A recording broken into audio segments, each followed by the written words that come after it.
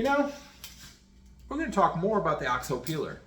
They don't sponsor me. However, I kind of wish they did. So somebody reach out to me because this is my favorite peeler in the world. Why am I here? I'm here to talk about how to make this run as well as possible. I made a video about carrots. Someone in the comments pointed out my OXO peeler jams up all the time.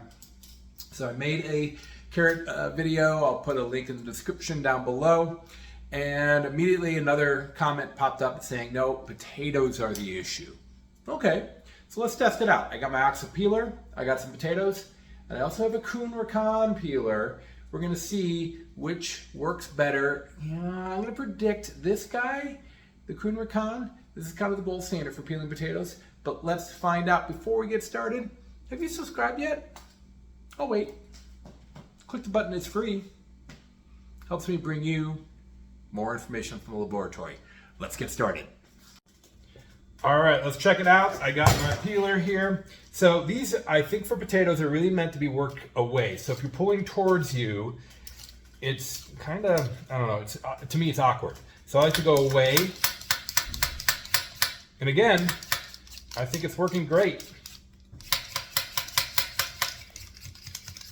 Even back and forth like a carrot.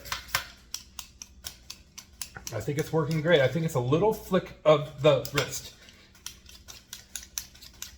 I am not having any problems with this jamming up my peeler.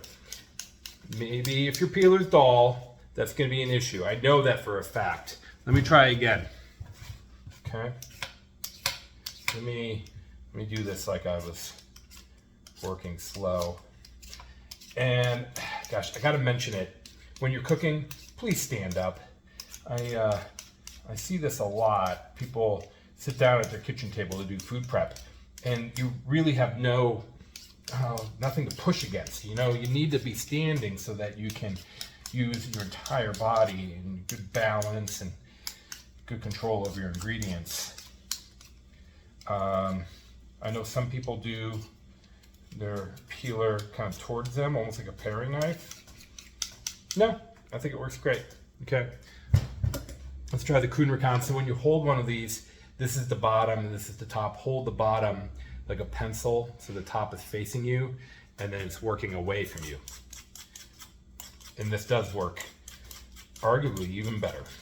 But if I'm peeling 50 pounds of potatoes in a restaurant, I switch back and forth between the two. And here's a pro tip. These are inexpensive. Back when I got these, they were 3 for $10. I think they're maybe a little bit more expensive now, but they're still relatively affordable. Get a 3-pack, throw all 3 in the drawer, and then just pull them out randomly as you're working, and that'll ensure that you have a sharp peeler almost all times. If your peeler starts to go dull, and you'll know because you're going to push really hard, just go ahead and throw that out. Before I finish here, I would like to say it's imperative if you want to get the most performance out of your peeler, particularly the OXO style here. Gosh, that looks so good. Make sure that you have a peeler that has a wobbly cutting edge.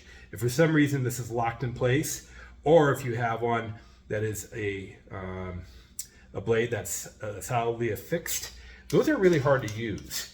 I don't know why they even make those. They do, and maybe somebody out there prefers it, but I find that you have to really make sure you get the angle just right. And with the wobbly cutting edge, the floating edge, you're going to get great performance every time. Well, confirmed what I already knew, that OXO is the gold standard in vegetable peelers. The Kuhn Rikon here also does a great job. They both do a great job. I think if you're jamming up your peeler, first thing, it's dull. Just go ahead and throw it out and buy a new one. You can get them at the grocery store, so it's not a special trip, it's not an Amazon order. They sell them everywhere.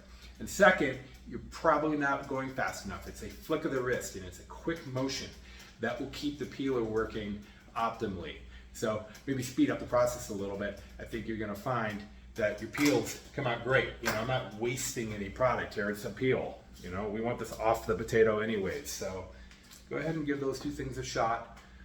Give it a shot. Let me know in the comments what you think. As always, thanks for joining me in the laboratory, and we'll catch you next time.